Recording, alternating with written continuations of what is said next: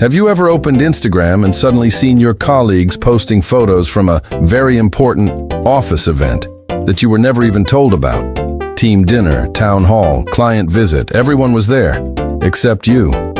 If that hits a nerve, stay with me.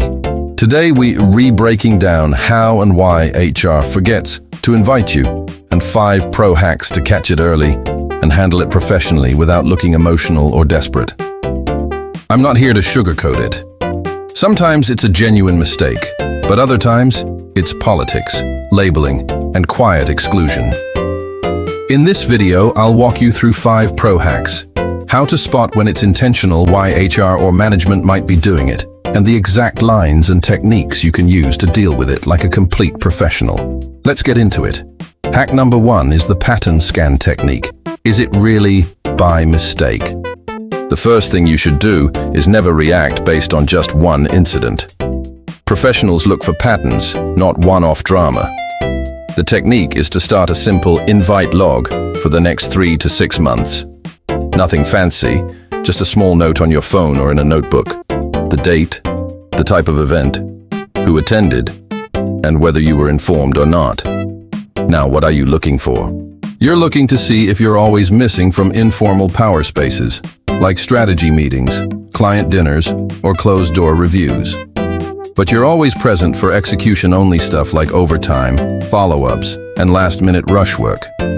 For example, your team has 3 important review meetings with senior management in a quarter.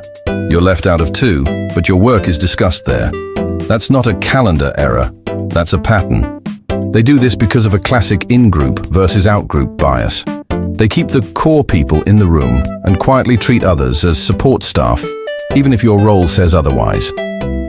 Once you have data, your feelings are not just, I feel ignored. They become, I've noticed that in the last 3 strategy discussions, I wasn't included even though my work was a key part of the presentation. That is a much, much stronger position. Hack number 2, the calm confrontation technique. This is how you ask about it without sounding needy. Most people either stay silent or they explode. Both are bad. You need calm confrontation. The technique is to use a neutral, professional question that does 3 things. It shows you're aware, it shows you're solution-focused, and it doesn't make you sound insecure. Here's an example line to use with HR or your manager. Hey, I saw there was a client visit yesterday. Since a lot of my work was presented, I was wondering if there's any reason I wasn't included. In the future, I'd really like to be in the room so I can respond directly and add value. Notice what this does. You didn't accuse them of politics. You didn't cry about your feelings. You positioned your presence as something beneficial for the company. Sometimes HR or managers just think, we'll keep it small, or only senior people need to be there. That's a lazy assumption. This technique forces them to reconsider that assumption without making things hostile. Hack number 3 is the triangle view technique. Don't just blame HR. Here's a hard truth. HR is not always the villain. Sometimes it's your manager, sometimes it's the event owner. And HR is just sending invites based on names they were given.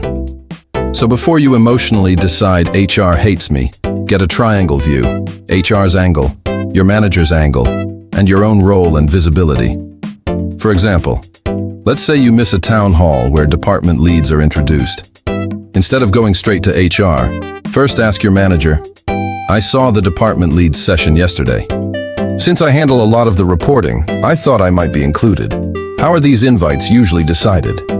If your manager says, the names come from HR, then you go to HR. If your manager says, I send the names, then you've just found the real decision point. This happens because sometimes a manager doesn't want you visible in front of higher leadership yet. They want to keep you in a back office image. Sometimes they feel threatened. Sometimes they just don't think. Either way, you now know where you need to focus your efforts. Next up, hack number 4, the visibility stacking technique. Make it hard for them to forget you. A lot of people are easy to skip because they're invisible until they're needed. That's harsh, but it's true. You need to stack your visibility in small, consistent ways so that excluding you starts to feel awkward for them. After major tasks, send short summary emails to your manager and relevant stakeholders. Volunteer for parts of presentations, not just the back-end work. In meetings you are invited to, ask one smart, clear question that shows you understand the business, not just your task. Suddenly, you're not just that quiet operations person, you're the person with useful input. Most managers don't wake up thinking, whose life can I ruin today? They simply default to the people they remember, the loud, visible ones. Visibility stacking makes sure your name naturally comes up when they're making those invite lists. Finally, hack number 5, the professional boundary and upgrade technique. This is for when it's clearly political. Sometimes, after all the other techniques, you realize this is not an accident. It's deliberate sidelining. Now you need a boundary and upgrade strategy. Step 1. Put it on record, but softly.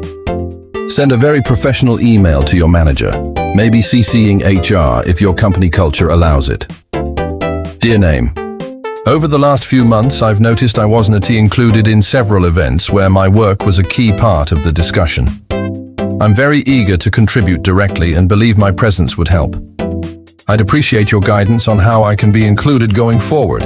Now it's documented and you sound mature, not emotional. Step 2 is to upgrade your environment if nothing changes.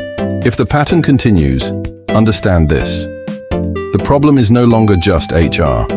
The culture itself is not willing to see you. In that case, start building your external network.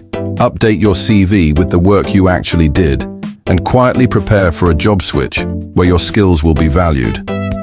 So next time you find out everyone went to an important event except you, don't just sit there and ask, why don't they like me? Instead, use the pattern scan technique. Use calm confrontation, use the triangle view, use visibility stacking, and if it's clearly political, use the boundary and upgrade strategy. If this hit home for you, don't just scroll away. Like the video, drop a comment with HR invite if you've ever been left.